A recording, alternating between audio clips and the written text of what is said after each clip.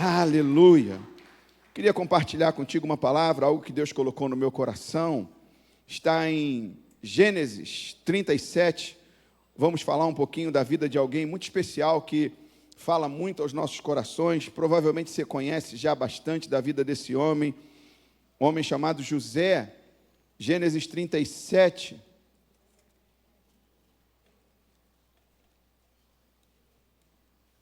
Vai dizer assim, para a gente poder ir ganhando tempo. E Jacó habitou na terra das peregrinações de seu pai, na terra de Canaã. Estas são as gerações de Jacó, sendo José de 17 anos. Diga isso comigo, 17 anos. Apacentava as ovelhas com seus irmãos, e estava este jovem com os filhos de Bila e com os filhos de Zilpa, mulheres de seu pai. E José trazia uma má fama deles a seu pai. X9, fofoqueiro. E Israel amava a José mais do que a todos os seus filhos, porque era filho da sua velhice, e fez-lhe uma túnica de várias cores.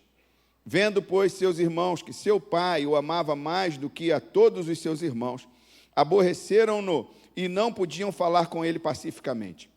Sonhou também José um sonho que contou a seus irmãos, por isso o aborreciam ainda mais. E disse-lhes: ouve, peço-vos, este sonho que tenho sonhado. Eis que estávamos atando molhos no meio do campo, e eis que o meu molho se levantava e também ficava em pé, e eis que os vossos molhos o rodeavam e se inclinavam ao meu molho. Então lhe disseram seus irmãos: tu, pois, deveras reinarás sobre nós? Tu deveras terás domínio sobre nós? Por isso tanto mais o aborreciam por seus sonhos e por suas palavras. Sonhou ainda um outro sonho, e o contou a seus irmãos, e disse: eis que ainda sonhei um sonho, e eis que o sol e a lua e 11 estrelas se inclinavam a mim. E contando o seu pai a seus irmãos, repreendeu o seu pai, e disse-lhe: que sonho é este que sonhaste? Porventura viremos, eu e tua mãe, e teus irmãos, a inclinar-te perante ti em terra? Seus irmãos, pois, o invejavam, seu pai, porém, guardava este negócio no seu coração. Pai, louvado é o Senhor. Seja exaltado nesse lugar e fala conosco nessa manhã, Senhor. Trata conosco, precisamos ouvir a sua voz. Dependemos de ti. Seja exaltado, engrandecido e receba a honra, a glória, o louvor, majestade e poder, que só a ti pertence em nome de Jesus. Amém. Bem, eu tinha planejado ler um pouco mais, mas eu quero adiantar e te dar a oportunidade de criar no teu coração um desejo de aprender, saber, de ouvir mais sobre a vida de José, e quem sabe na tua casa você possa se dedicar a ler um pouco da história. A história de José, ela segue por outros capítulos desse livro de Gênesis, e é uma história linda, uma história maravilhosa, mas eu vou trazer aqui um resumo para que a gente possa pensar nisso, e o tema dessa manhã é vivendo uma jornada com Deus. E essa jornada que vivemos com Deus, ela tem muitos momentos de alegria, muitos momentos de surpresa, muitos momentos de felicidade, mas ela também tem momentos de choro, momentos de vale, momentos de dificuldade. Essa é a vida que temos nessa terra. Jesus, ele disse para nós, ele disse: no mundo tereis aflições, mas tem de bom ânimo. E ele diz isso depois de já ter vencido tudo, depois de ter caminhado uma jornada, e ele nunca ousou caminhar sem o Pai, nunca ousou caminhar sem o Espírito Santo. E pensando na vida de José, você imagina se fosse hoje uma família de crente?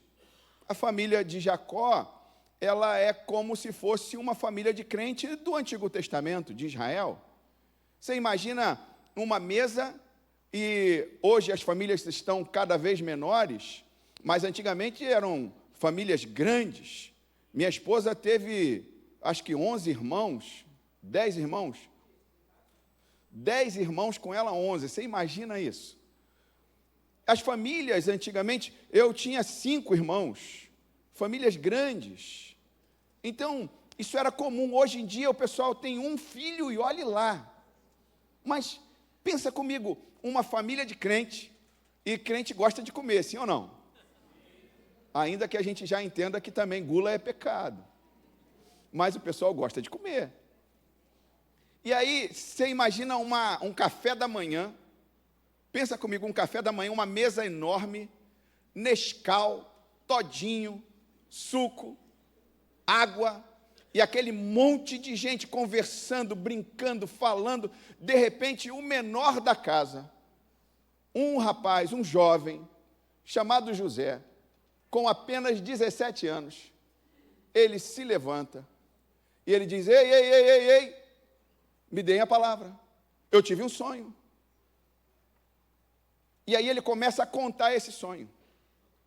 Rapidamente, ao contar o sonho, você vê comigo como é que é a família de crente, porque, olha, não faz muito sentido, ele está falando de molhos, de plantas, e ele está falando que ele tinha um molho da planta dele, e vários outros molhos estavam posicionados na mesma quantidade de irmãos que ele tinha.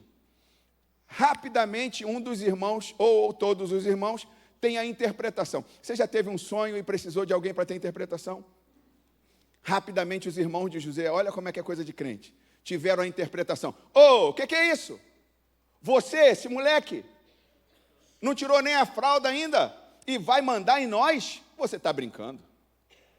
E aí o tempo passa, e aí eles começaram a invejá-lo. O tempo passa, talvez no outro dia, no outro café da manhã, ele chega: me deem a palavra. E aí novamente ele estabelece agora um outro sonho. E nesse sonho ele não só coloca os 11, mas ele inclui o sol e a lua. Às vezes a gente tem sonhos, e alguns sonhos de Deus precisam de alguém com uma capacidade de Deus para interpretar. Sim ou não? Porque aparentemente não tem nada a ver com nada. Você pensa comigo, como se alguém falasse para você que teve um sonho, e aí pedisse a tua ajuda para interpretar, aí o sol, a lua e 11 estrelas se dobravam. Isso não tem nada a ver com nada não, isso foi sonho de barriga cheia, meu filho. Foi o Nescau que fez mal. Tem muito açúcar no Nescau. Mas de repente, vem a interpretação. E novamente eles entendem: que é isso? Você de novo com essa história? Você vai ser superior a nós, mais velhos? Não. E ainda inclui papai e mamãe? Você está de brincadeira? Você está pensando o quê, rapaz? Quem você pensa que é? José, ele teve os seus sonhos e talvez de maneira muito inocente colocou isso para os seus irmãos. E eu imagino que José havia planejado a sua vida. José planejou sua história. Ele era o filho predileto, o filho preferido do seu pai. Ele tinha uma roupa diferente que chamava a atenção de todos, que o seu pai lhe dera. Seu pai fazia questão de destacar José. Só que José provavelmente planejou a sua vida. Bem, meu pai é um fazendeiro, 11, 12 filhos, mais filha. Bem, a gente vai enriquecer nesse lugar, temos já muito gado, muitas coisas, e eu sou o caçula, vou ficar tomando conta das coisas do meu pai, e vou prosperar nesse lugar. José planejou. Você já planejou a sua vida? Você já pensou no seu futuro? Ou você, quando era pequeno, quando era jovem, todo mundo faz planos, faz sonhos, projeta coisas. A gente, quando lida com crianças ou com jovens e adolescentes, a gente sempre procura instigá-los a que eles tenham um desejo por uma profissão que vai causar satisfação, que vai produzir bons frutos, que vai gerar uma estrutura, que vai pagar bem. A gente pensa em tudo isso. E José não, certamente ele não era diferente disso. Ele pensou, ele planejou, ele sonhou com isso. Só que ele não sabia, ou talvez ele não percebesse, como muitos de nós, vivemos essa vida como se nada mais importasse. Mas precisamos perceber que nenhum de nós, nem você, nem eu, nem essa pessoa que está do teu lado, à esquerda, à direita, à frente, atrás, nasceu sem um projeto, sem um propósito de Deus. Todos nós temos um projeto de Deus para a nossa vida. Alguns levam a vida inteira para perceber isso, e quando se atentam, já é muito tarde. Outros vão descobrindo. E quando a gente entrega a nossa vida ao Senhor, não há mais como fugir dele. Ele vai colocar em propósito, ele vai colocar em caminhada, ele vai fazer acontecer aquilo que ele planejou.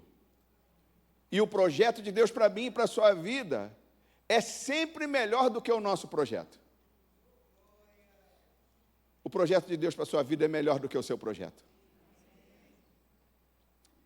Só que no projeto de Deus para a nossa vida, existem momentos muito difíceis. E que se ele avisasse antes, nós desistiríamos logo no começo da jornada. Não sei se você conhece a vida de José, mas eu fiz aqui uma lista de situações que ele passou. Ele quase foi morto pelos irmãos, seus irmãos planejaram matá-lo, ele foi jogado num poço, numa cisterna, e se aquela cisterna tivesse cheia de água, ele teria morrido afogado naquele buraco, naquele poço. Ele foi vendido como escravo para os ismaelitas, vendido novamente como escravo para Potifar.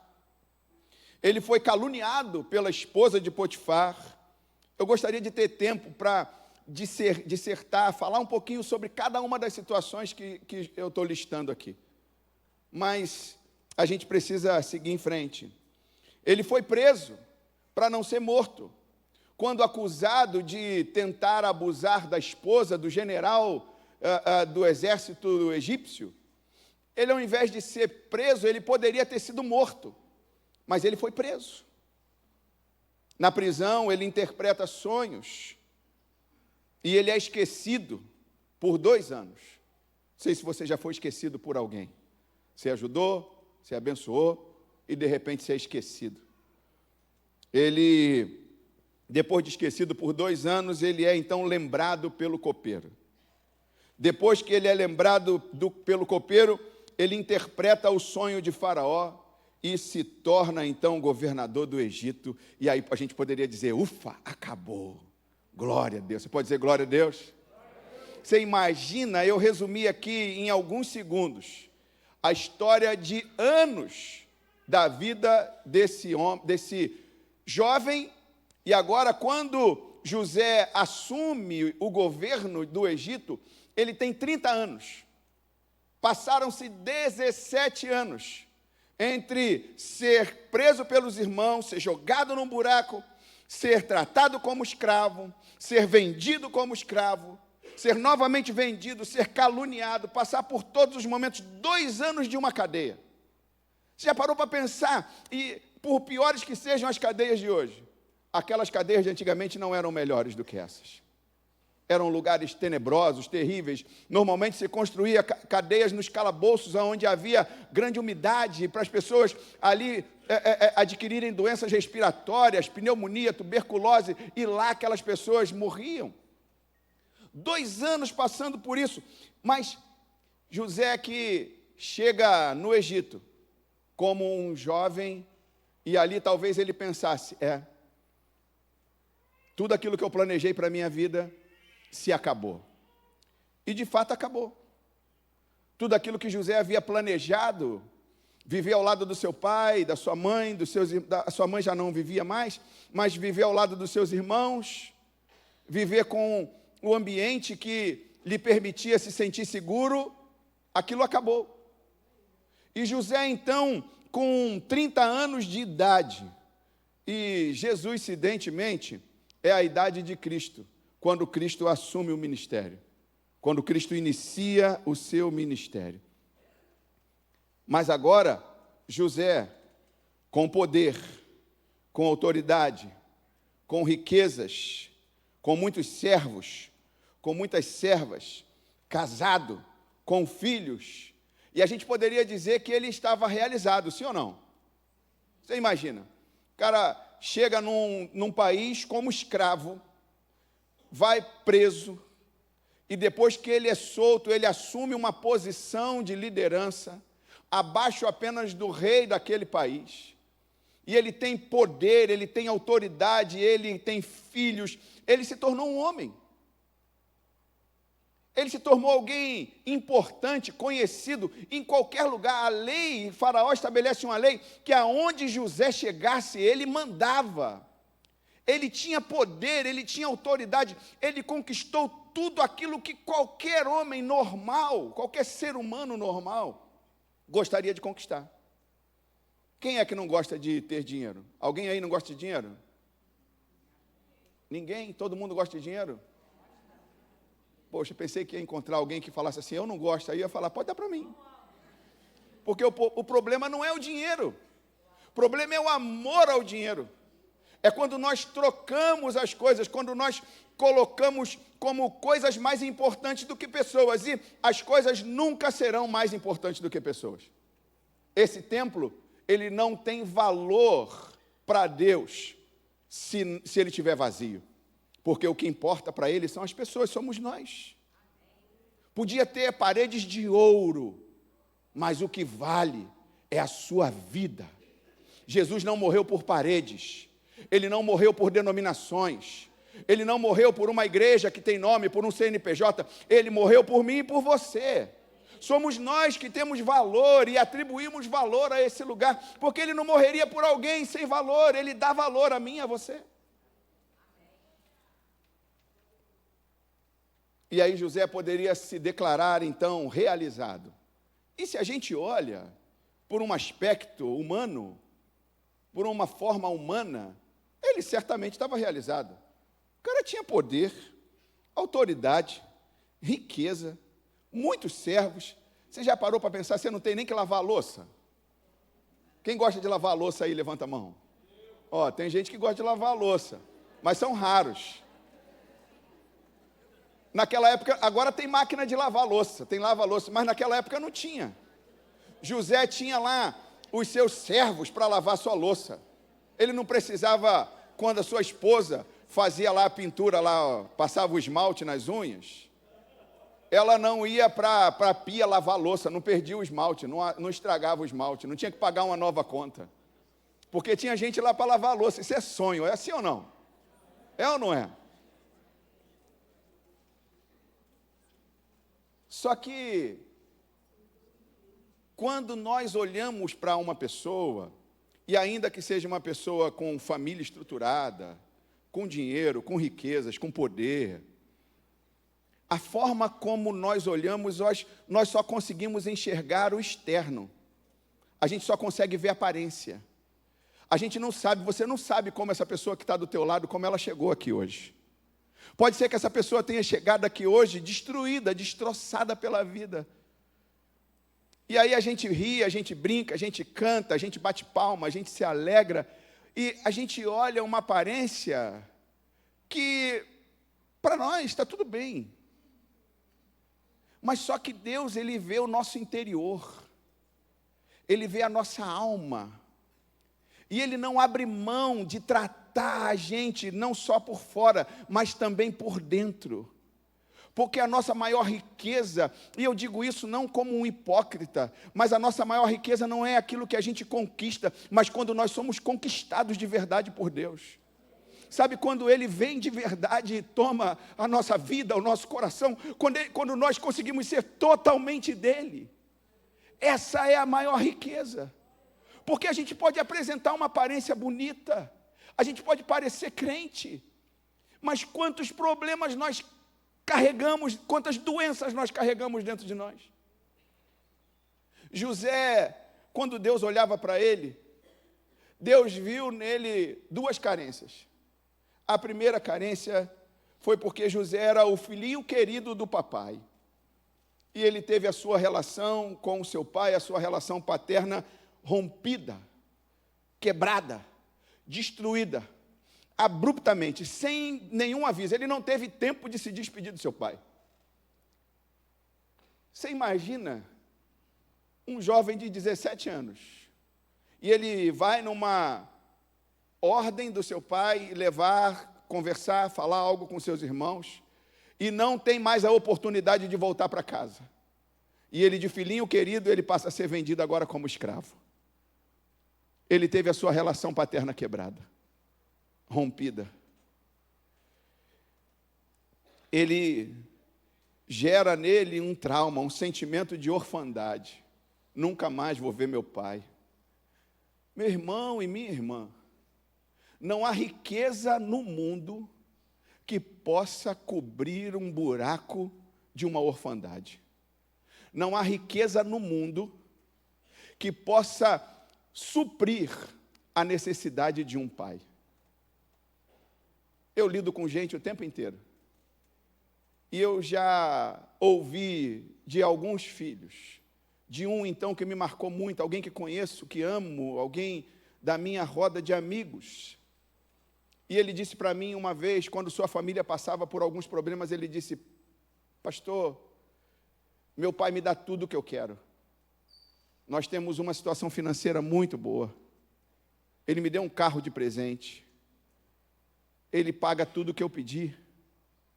Só que eu trocaria toda a riqueza que ele me deu pela presença dele. Sabe, amados, é doloroso demais ouvir isso. Sabe, dói no fundo da alma, porque como pai a gente fica pensando: puxa vida, eu também poderia ter me dado mais aos meus filhos. Eu poderia ter sido diferente, eu poderia ter dado mais atenção, mas a gente fica preocupado pensando que o melhor que a gente pode dar para eles são conquistas. Mas, na verdade, o que há de mais valor, e você que é pai, você que é mãe, aprenda isso nessa manhã, em nome de Jesus. Você que ainda não é pai, você que ainda não é mãe, grave isso no seu coração, que a maior riqueza que você pode dar para o seu filho não é o que você conquista, mas o quanto você consegue conquistá-lo para você. E José, então, ele teve esse sentimento de orfandade. E pelo fato dele ter sido ameaçado de morte pelos irmãos, jogado em uma cova, depois ele foi vendido como escravo aos ismaelitas. Talvez seus irmãos esperassem até que os ismaelitas fizessem o serviço que eles não tiveram coragem de fazer, que era dar cabo da vida dele. No caminho para o Egito, ele se viu ali rejeitado pelos irmãos. E aí é o outro problema. Depois jogado na cadeia, descredibilizado por seu senhor Potifar, rejeitado. Em seguida, na cadeia, esquecido pelos servos de Faraó, que ele interpretou os sonhos. Depois ele pode ter se sentido usado por Faraó, porque ele não tinha nenhum conhecimento. Faraó não sabia quem era José até aquele momento. Faraó não tinha nenhuma amizade, não tinha nenhum carinho por José. É óbvio que, numa relação comercial, José foi alçado ao posto de governador e ele recebeu muito bem por isso. Mas pode ser que, lá no seu interior, lá no seu íntimo, ele tenha pensado: puxa vida, eu só estou nessa posição porque eu demonstrei capacidade, eu demonstrei qualificação. Você já parou para pensar em algum momento da sua vida que alguém só quis estar perto de você porque tinha interesse em alguma coisa? E pode ser dinheiro, pode não ser dinheiro, pode ser qualquer coisa.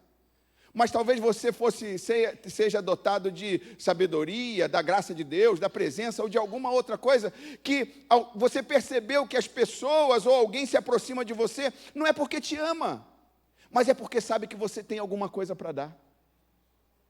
E isso só foi aumentando no coração de agora esse homem realizado financeiramente. Mas foi aumentando nele, no coração dele, um sentimento de rejeição. Eu penso que eu estou muito contagiado com um projeto que a gente iniciou aqui na igreja, que se chama 30 Semanas, e o ano que vem a gente vai abrir para a igreja. Mas eu, quando leio a palavra do Senhor, eu, quando examino esses textos, eu consigo enxergar algumas coisas com um outro prisma. E José, então, ele precisava de um tratamento que ele não sabia que precisava. E Deus sabia. Deus precisava tratar, já que Deus já havia abençoado José de todos os lados, Deus sabia que agora precisava tratar o coração, a alma desse homem. Não mais um menino, mas agora um homem. Deus então traz as ferramentas. Você está pronto para receber aí algumas ferramentas de Deus para tratar a tua vida?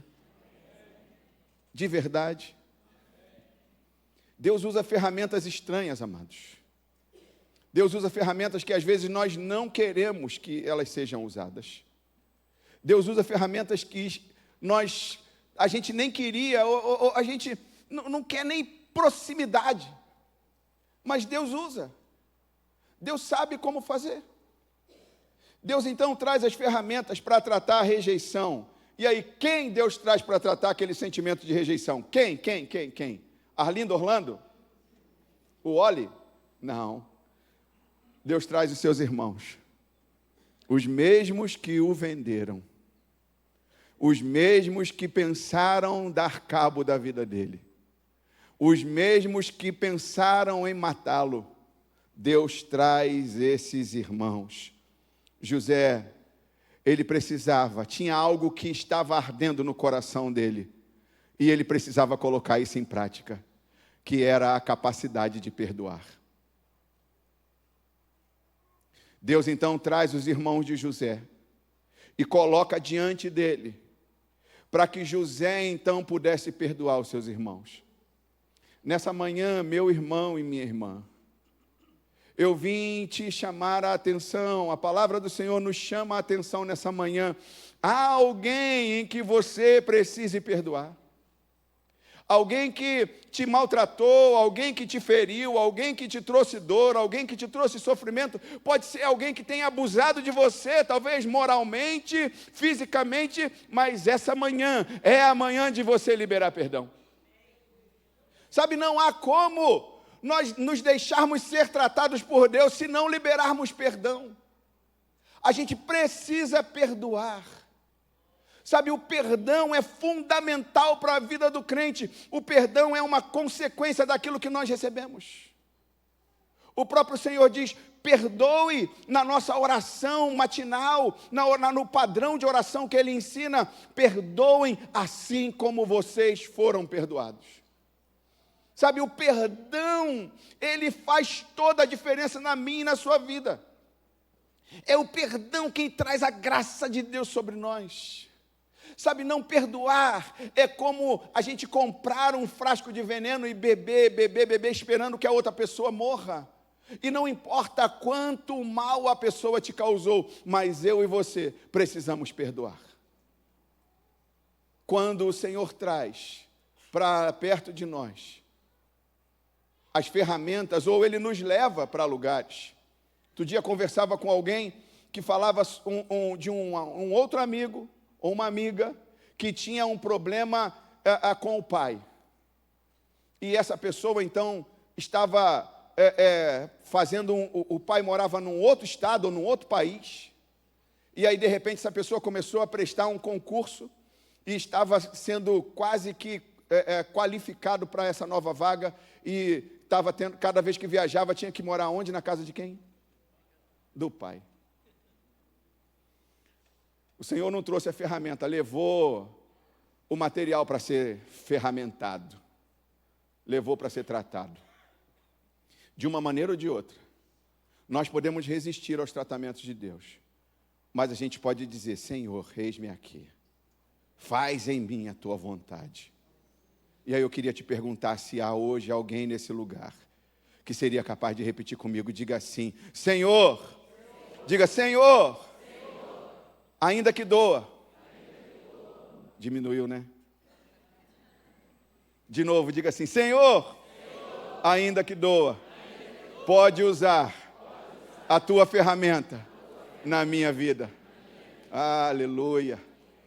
Sabe, amados, há uma ferramenta de Deus para ser usada na minha e na sua vida. Ele não parou de trabalhar em mim e você. Ele não desistiu de mim, Ele não desistiu de você. Pode ser que você esteja muito bem sucedido, feliz com tudo que conquistou até aqui.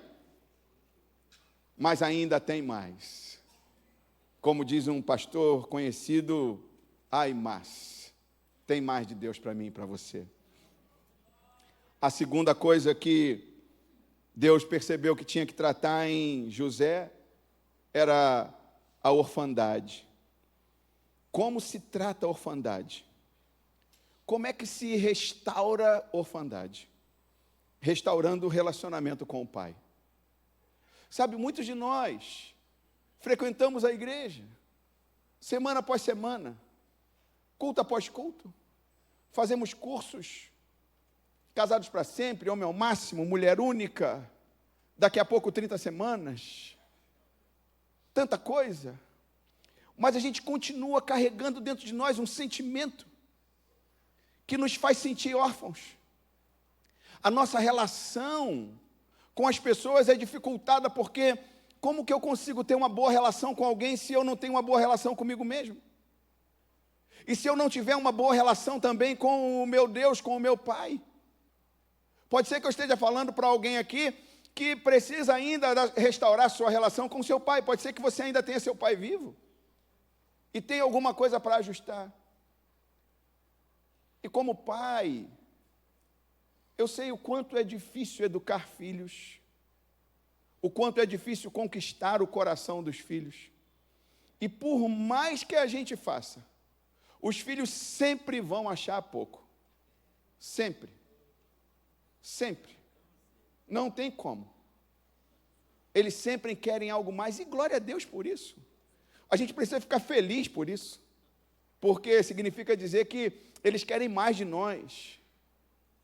Mas não tem como. Não tem como a gente atender as expectativas dos nossos filhos da maneira que eles esperam. É impossível. Cada um de nós carrega uma mala com situações que a gente viveu, com a maneira como nós fomos criados, a maneira como nós fomos educados e tantas outras coisas na nossa vida.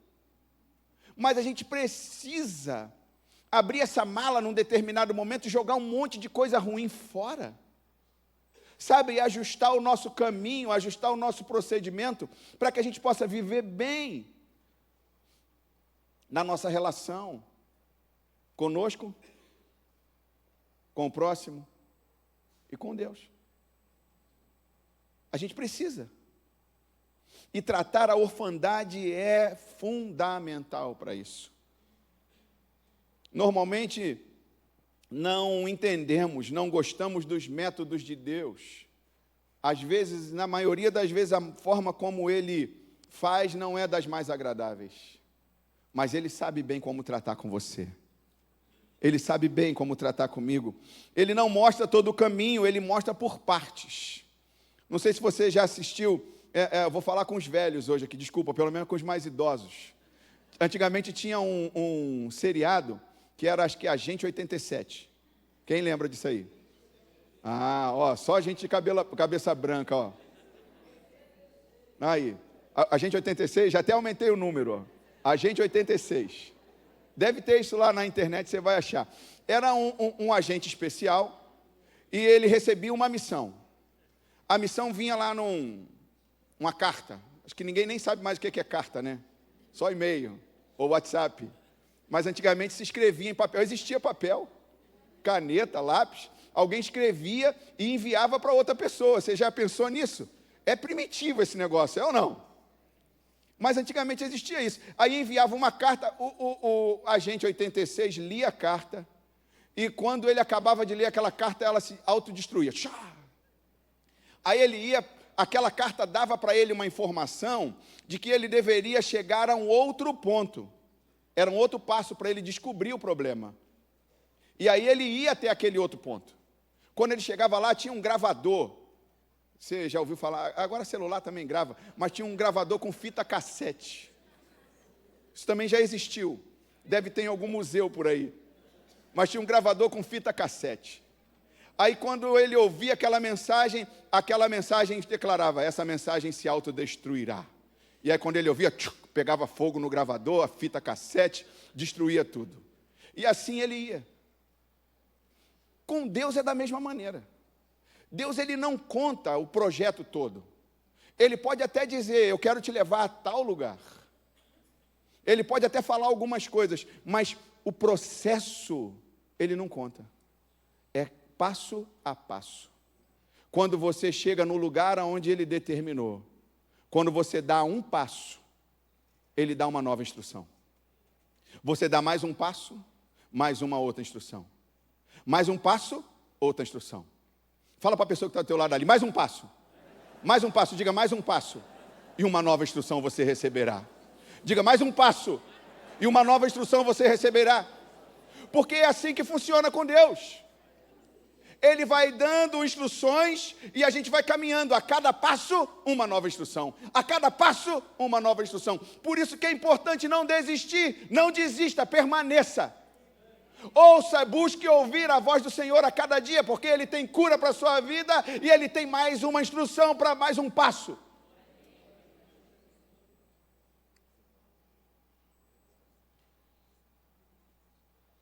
Nós fazemos planos e do nada nossos planos são dissolvidos, destruídos. Sabe por quê? Porque Ele tem planos e projetos maiores e melhores, superiores aos meus e aos seus. Nosso projeto se desmorona e glória a Deus por isso. Nossas estruturas e crenças são demolidas. Nossa busca por reconhecimento se torna um lugar na prisão. José pensou em ser reconhecido e ele estava bem na casa de Potifar. Mas de repente ele vai para a prisão, o reconhecimento dele é cadeia. A reputação dele vai no lixo. Mas o nome do Senhor é glorificado. Quem está disposto aí a ter a sua reputação manchada, para que o nome do Senhor seja glorificado na sua vida? Dê um glória a Deus. Aleluia. Precisamos juntar os cacos e seguir, caminhar. E deixa eu te falar, e é exatamente nesta hora que o Senhor se apresenta.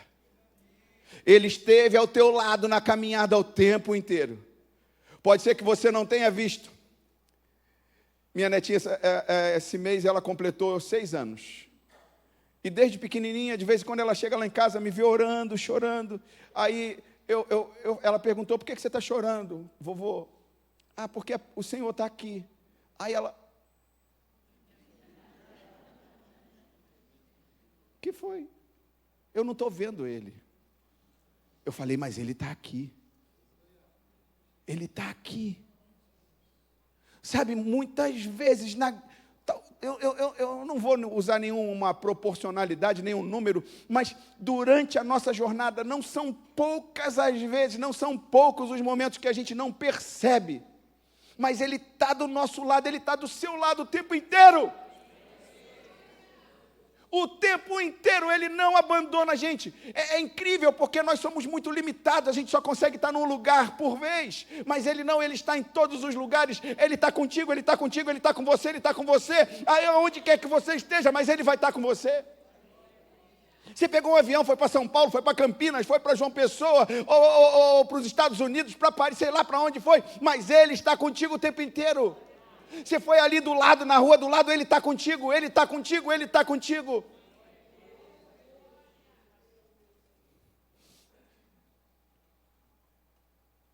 Ele se apresenta como Deus, o Deus das viradas triunfais, Deus das viradas fenomenais. José agora um homem, pai, rico, cheio de autoridade, paternidade restaurada, sentimento de rejeição trocado pelo sentimento de amor de Deus. Diga, eu sou um filho amado de Deus. Sabe, nós precisamos entender, internalizar isso, porque nós não somos um aborto da natureza, somos filhos amados de Deus.